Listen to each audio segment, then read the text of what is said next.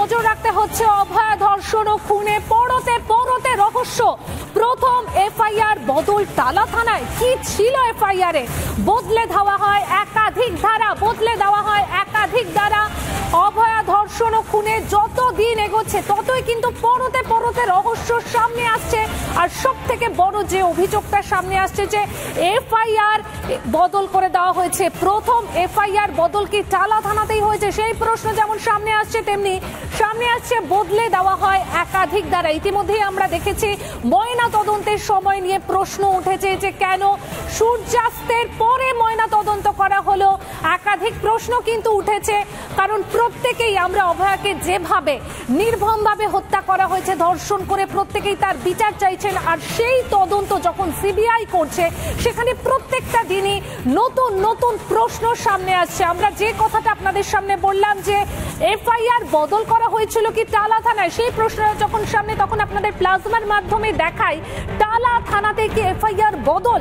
তার কারণ দেখুন, প্রথম এফআইআর বদল কি টালা থানায়, এই প্রশ্নটা কিন্তু এই মুহূর্তে সব থেকে বড়। কারণ কি ছিল এফআইআর এ?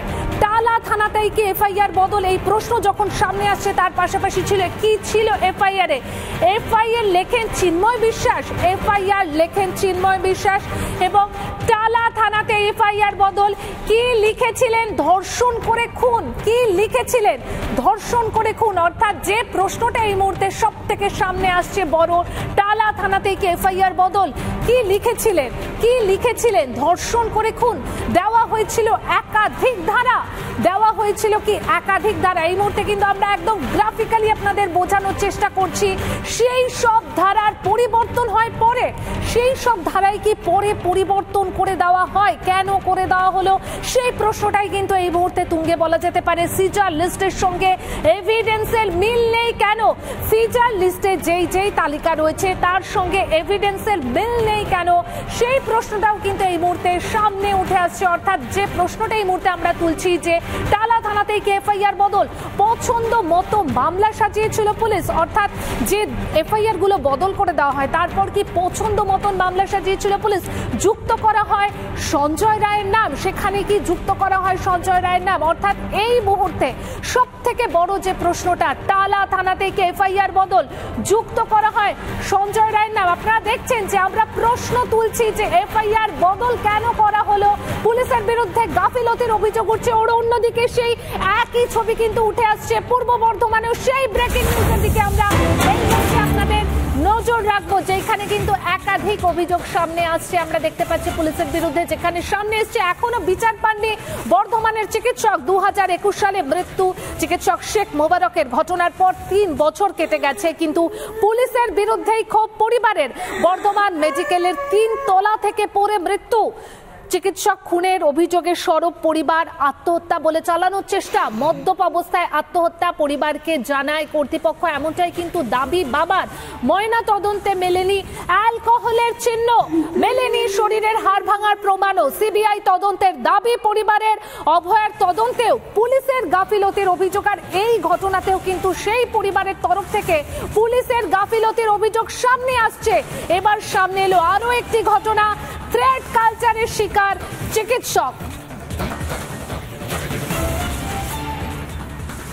যে সার্জারি যখন কাউন্সিলিং হলো হাউসটা, সার্জারি পাওয়ার পর ও জয়েন করবে তার আগেই মারলো। ওই টাইমটা ডিউটি ছিল না, কিন্তু হসপিটালেই ছিল। ওকে সরিয়ে দিয়ে পরে কোনো ক্যান্ডিডেটকে ওই জায়গা সে পাবো বলে সে ক্রিমিনাল দিয়ে হোক। আর এখন এই যা বর্তমান চলছে, যদি এই ধরনের কোনো ব্যাপার হয়ে থাকে এর মারফত মারতে পারে।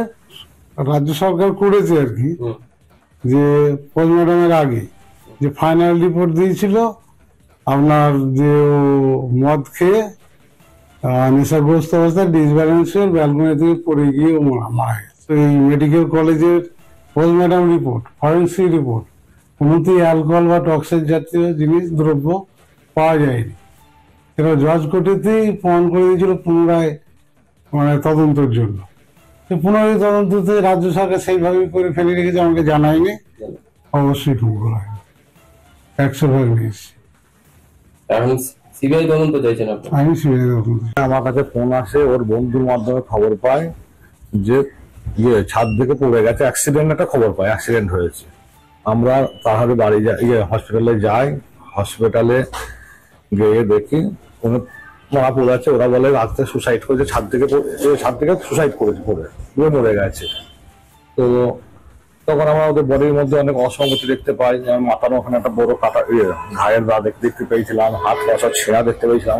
ওখান থেকে হাইকোর্টে যাই, হাইকোর্টে আজ পর্যন্ত আমাদের ঘর আজ পর্যন্ত কোনো হিয়ারিং এ চলেনি, কোনো জানি না কোনো অদৃশ্য কারণে আজ পর্যন্ত কোনো আমরা বিচার আমরা পাইনি। হঠাৎ শুনলাম সকালবেলা যে সুইসাইড করেছে। তারপর আমরা যা খবর নিয়ে দেখলাম অ্যাকচুয়ালি ওটা সুইসাইড নয়, ওকে মেরে ওর যে হোস্টেল ছিল হোস্টেলের নিচে ফেলে রাখা হয়েছে। যারা বয়ান দিয়েছে আর কি পুলিশ স্টেটমেন্টে, সিনিয়র জুনিয়র যারা ছাত্র ছিল তারাও বয়ান দিয়েছিল যে এ নাকি অ্যালকোহল খেয়েছিল।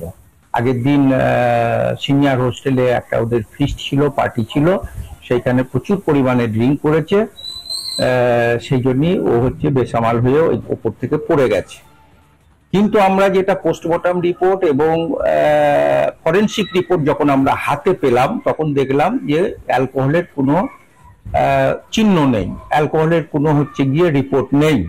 তাহলে সেই ছেলেটা কি করে বেসামাল হয়ে উপর থেকে পড়ে? পরিবারের সদস্য এবং স্থানীয় বাসিন্দাদের বক্তব্য আমরা শোনালাম। এ বিষয়ে আমরা কথা বলেছিলাম চিকিৎসক সুবর্ণ গোস্বামীর সঙ্গে, তিনি ঠিক কি বলছেন একবার শোনাই আপনাদের।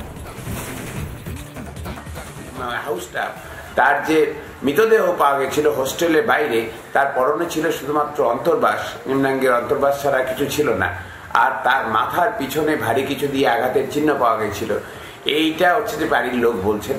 রীতা পাল অধ্যক্ষ অভিক দে সেই সময় সমস্ত কিছু নিয়ন্ত্রণ করে বর্ধমান মেডিকেল কলেজে। এই অবস্থায় এরকম একটা অস্বাভাবিক মৃত্যু, যেটাকে আত্মহত্যা বলে চালানোর চেষ্টা হয়েছিল কিনা তার হচ্ছে যে সেটাকে নিশ্চিত করে তদন্ত করে নিরপেক্ষ তদন্ত না করে বলা সম্ভব নয়। ফলে পরিবারের মানুষ তারা যদি কোনো আইনি সহায়তা চান, অন্য কোনো ধরনের সহায়তা চান প্রকৃত ন্যায় বিচারের জন্য, তাহলে আমরা চিকিৎসক সংগঠনগুলোর পক্ষ থেকে, জয়েন্ট প্ল্যাটফর্ম অফ ডক্টরসের পক্ষ থেকে সেই সহায়তা দিতে প্রস্তুত।